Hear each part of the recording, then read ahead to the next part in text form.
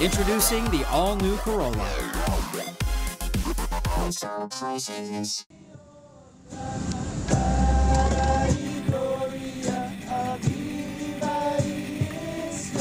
Ben Bohane is a photojournalist who's been covering stories in the Asia-Pacific region for the last 25 years. The Australian is currently based in Melanesia on the island of Vanuatu, where he's the director of Waka Photos. But he's covered numerous conflicts throughout the Pacific, including what he calls the ongoing genocide of native tribes at the hands of the Indonesian army in West Papua. Now he's on Guam, sharing the photos and video that he took late last year while following Pacific Islanders and contractors in Afghanistan.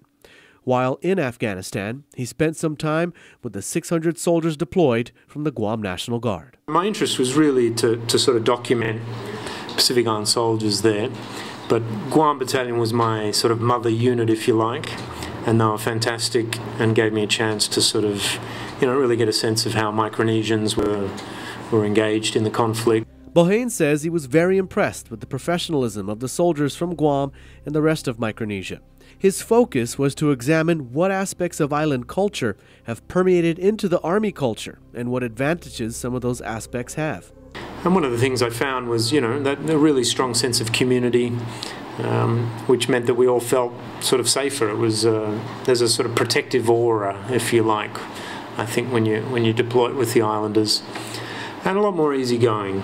There's a lot of music, a lot of jokes, easygoing nature, and I think that helped in some ways with their interaction with local people as well. So when they found themselves outside the wire, dealing with Afghans, there's that easygoing Pacific Island style which sort of was able to build a little bit of confidence and trust among locals.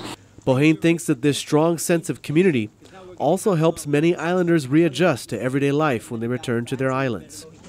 One of the other issues he looked into was the high enlistment rate of soldiers from Micronesia. I'd heard that Micronesians have the highest participation rate per capita, but also the highest casualty rate per capita.